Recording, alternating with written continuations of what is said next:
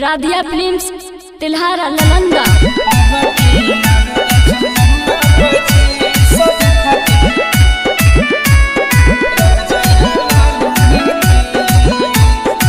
Music by Lokesh निराला,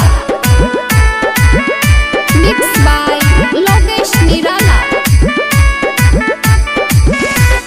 भैया चिराग पसावान हाथी न गरीब के सनमा हो, इने कहा चलते हमनी अपन लुटा देबै जनमा हो। अरे हाँ हो भैया चिराग पसावान हाथी न गरीब के सनमा हो, इने कहा चलते हमनी अपन लुटा देबै जनमा हो। कौनो विरोधिया ना बोलतै त लेबै छन में परनमा खी कि अब की आवे द चुनौआ 25 देखते रह जइहे लालू नीतीश। अब की आवे द चुनौआ 25 देखते रह जइहे लालू नीतीश।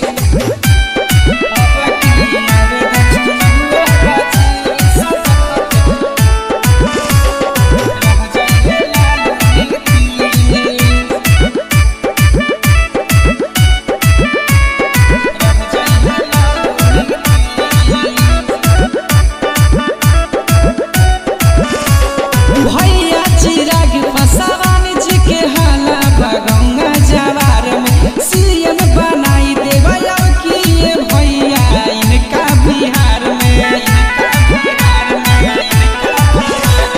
भैया चिराग जी के हाला पर देखा गौंगा जवार में सब मिल के सीएम बना देबै अब की इनके बिहार में। होके लगा पार नीतीश कुमार याद करके चुनौआ 20 कि अब की आवे द चुनौआ 25 देखते रह जइहे लालू नीतीश।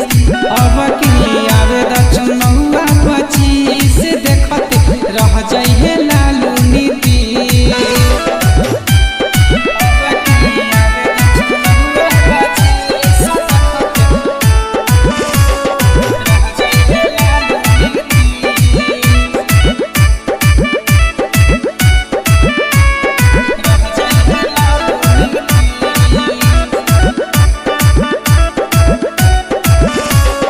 जाते धर्म के न करेलन काबू भैया ई बात हो, सबसे मिला के हरदम चलेलन हवा से हाथ हो। जाते धर्म के न करेलन काबू भैया ई बात हो, सबसे मिला के हरदम चलेलन हवा से हाथ हो। कहे कुंदना यही सोचे सोचे विरोधियन के होला टीस कि अब की आवे द चुनौआ 25 देखते रह जइहे लालू नीतीश।